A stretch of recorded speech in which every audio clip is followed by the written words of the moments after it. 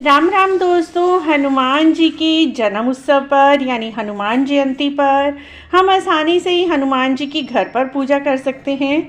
तो मित्रों, सबसे पहले हमने एक चौकी पर लाल रंग का वस्त्र बिछा लिया है। हनुमान जी का कोई भी चित्र आप ले लीजिए, जो भी है चित्र मूर्ति आप विराजमान कर लीजिए चौकी पर, थोड़ा सा चावलों का आसन देकर। उसके बाद हमने पीपल के 11 पत्तों पर राम नाम की माला बनाकर भगवान हनुमान जी को माला अर्पित की है। आज के दिन माला अर्पित करना बहुत ही शुभ होता है, चाहे आप बड़ के पत्तों पर, कनेर के पत्तों पर या फिर पीपल वृक्ष के 11 पत्ते ले लीजिए और उसके ऊपर राम नाम लिखकर ये माला हनुमान जी को अर्पित करें। इससे आपको बहुत ही शुभ फलों की प्राप्ति होती है। उसके बाद मित्रों, हर पूजा में गणेश जी को विराजमान करना बहुत ज़रूरी है, तो हमने थोड़े से फूलों का आसन देकर यहाँ पर गणेश जी महाराज को भी विराजमान कर लेंगे अपनी पूजा में। उसके बाद मित्रों, हमने एक दीपक लेना है। दीपक को प्रज्वलित कर लीजिए और दीपक प्रज्वलित करके ही आपने पूजा को शुरू करते हैं। दीपक हमारी पूजा का साक्षी होता है, दीपक जलाना बहुत ही ज़रूरी होता है। उसके बाद मित्रों, हमने एक तांबे के पात्र में जल ले लिया है और एक फूल लेकर हम सभी जगह शुद्धिकरण कर लेंगे। शुद्धिकरण करना भी बहुत ज़रूरी है और हाथ जोड़ेंगे अपनी पूजा की सफलता के लिए और अपनी मनोकामना के लिए भगवान जी से प्रार्थना करेंगे। उसके बाद मित्रों, हमने चंदन लेना है। चंदन का तिलक हनुमान जी को बहुत प्रिय है, चाहे आप लाल सिंदूर भी लगा सकते हैं। सबसे पहले हम अपने गणेश जी महाराज को चंदन का तिलक लगाएंगे। उसके बाद हम अपने हनुमान जी को चंदन का रोली का तिलक लगा देंगे। उसके बाद मित्रों, यदि आपके पास रामचरितमानस है या रामायण जी है तो वो भी आप पूजा में अवश्य ही रखें। तो यहाँ पर हमने रामचरितमानस ले ली हैं और रामचरितमानस को भी हमने पूजा में जरूर रखना है। इसी के ऊपर राम जी की, सीता जी की, लक्ष्मण जी की, सभी की मूर्तियाँ भी, फोटो भी बनी हुई है। तो यहीं पर हम सभी को यहाँ पर तिलक कर देंगे। अपनी रामायण जी की, रामचरितमानस की भी पूजा करेंगे। उसके बाद मित्रों, जो भी फूल आपको मिल जाते हैं वो फूल आपको अर्पित करने हैं और अपने दीपक को भी आप तिलक कर लेंगे। सभी जगह हम थोड़े थोड़े से अक्षत चढ़ाएंगे।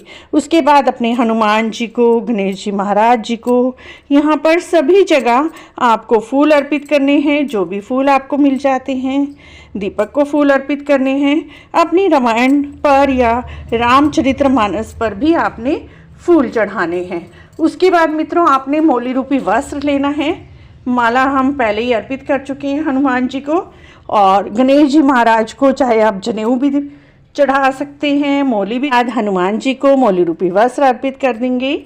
माला हम पहले ही चढ़ा चुके हैं। अपनी रामायण जी पर मौली रूपी वस्त्र अर्पित कर देंगे और अपने दीपक को भी मौली रूपी वस्त्र हम अर्पित कर देंगे। उसके बाद मित्रों, हमने हाथ जोड़ने हैं।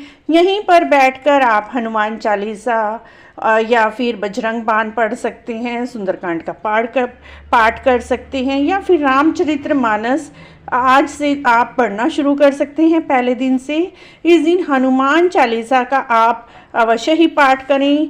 हो सके तो आप कम से कम 11 बार हनुमान चालीसा पढ़ें, नहीं तो एक बार तो अवश्य ही पढ़ें। उसके बाद मित्रों, आपने भोग प्रसाद चढ़ाना है। उसके बाद हम केले का भोग भगवान जी को अवश्य ही अर्पित करें। सबसे पहले हम गणेश जी महाराज को यहाँ पर केले का प्रसाद अर्पित करेंगे, हनुमान जी को केले का प्रसाद लगाएंगे। उसके ऊपर तुलसी दल आप अवश्य ही रखें और रामचरितमानस को आप प्रसाद रूप में केले अवश्य ही अर्पित करें। तो ये देखिए, हमने केले का प्रसाद चढ़ा दिया और तुलसी का पत्र उसके ऊपर रख दिया है। उसके बाद मित्रों, आपको लेनी है दक्षिणा। दक्षिणा में उसके बाद मित्रों, हम दक्षिणा अर्पित करेंगे।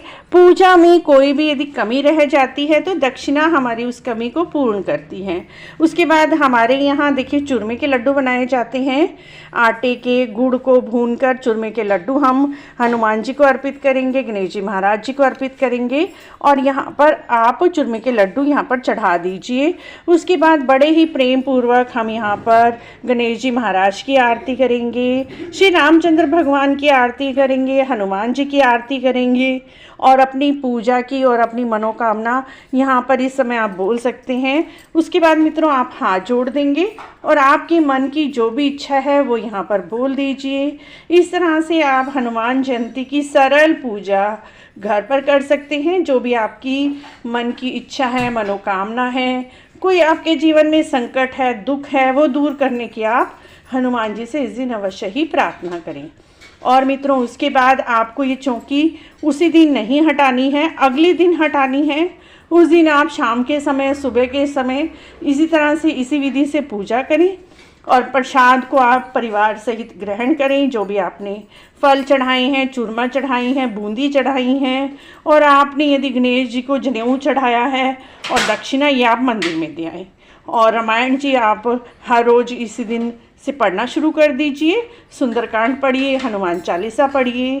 हनुमान जी जल्दी ही सभी संकटों को दूर करने वाले हैं। आप इस विधि से पूजा करेंगे तो आपको हनुमान जयंती की पूजा का पूर्ण फल मिलेगा। आशा है आपको यह पूजा विधि अच्छी लगी होगी। अच्छी लगी है तो आप हमारे चैनल को जरूर सब्सक्राइब करें, लाइक करें, वीडियो को शेयर भी करें। कमेंट बॉक्स में जय हनुमान बजरंगबली अवश्य लिखें।